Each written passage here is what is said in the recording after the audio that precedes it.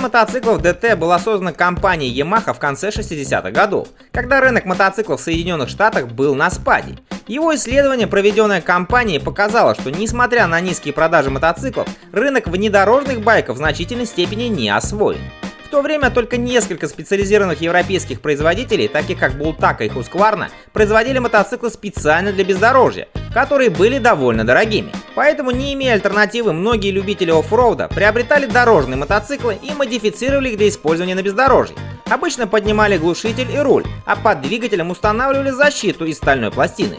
Такие модификации были широко известны как скрэмблеры – мотоциклы двойного назначения. На них в Штатах начинался огромный бум. И это первыми заметили в Yamaha. И в кратчайшие сроки создали заводскую модель двойного назначения специально для Америки – DT1, которая поступила в продажу в 1968 году.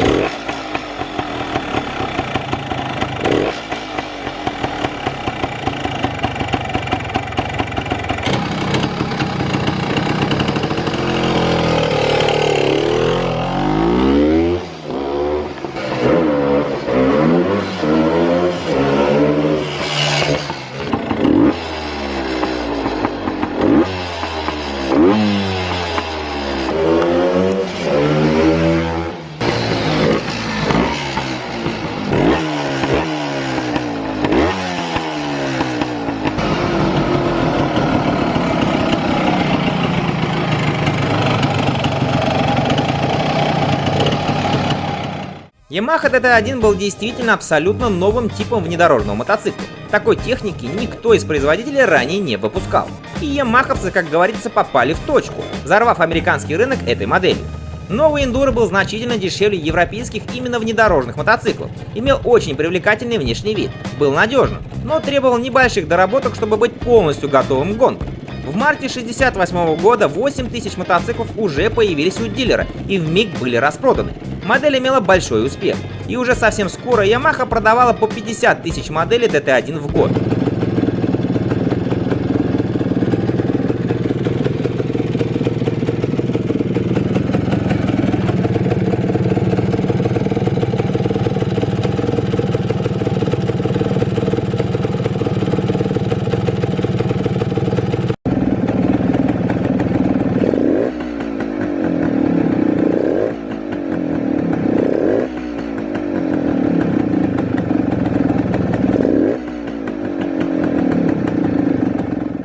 Мотоцикл был оснащен двухтактным одноцилиндровым двигателем, объем которого составлял 246 кубических сантиметров. За питание отвечал 28-мм карбюратор Mikuni. Силовая установка вырабатывала 22 лошадиные силы на 5500 оборотов в минуту и 24 ньютон-метра крутящего момента на 5000. Трансмиссия была представлена пятиступенчатой коробкой передач и цепным приводом. Подвеска состояла из передней телескопической вилки, а сзади устанавливался маятник с двумя амортизаторами.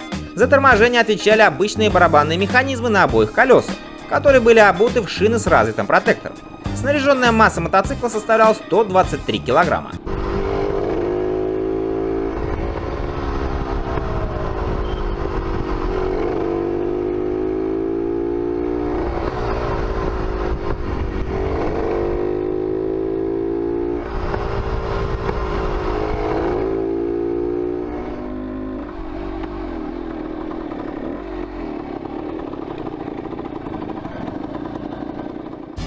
В то время, как DT1 был несомненно революционной машиной во многих отношениях, он не был идеален. И это и понятно, модель-то новая. Мощности не всем хватало, а подвеска оставляла желать лучшего. Конечно, из-за невероятной популярности мотоцикла на вторичном рынке все эти проблемы были решаемы. А Yamaha в свою очередь выпустила комплект GYT для увеличения мощности, который состоял из цилиндра, головки, поршня и карбюратора.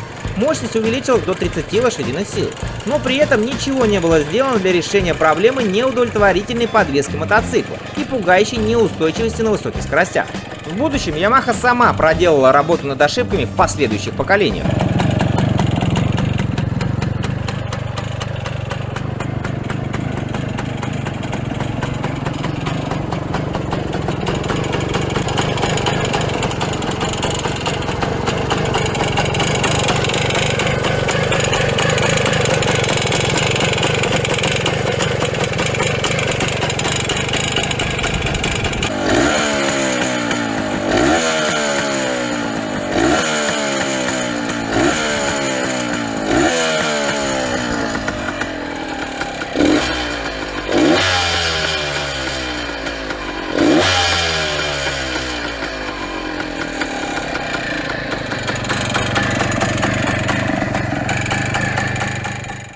1968 году DT1 был тем трамплином, который дал толчок Yamaha для производства кроссовых мотоциклов, а новому поколению молодежи возможность участия в новом и захватывающем виде спорта.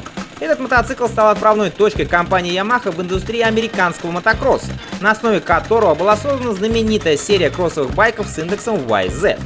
В 1971 году Yamaha выпустила свою последнюю модель серии DT1.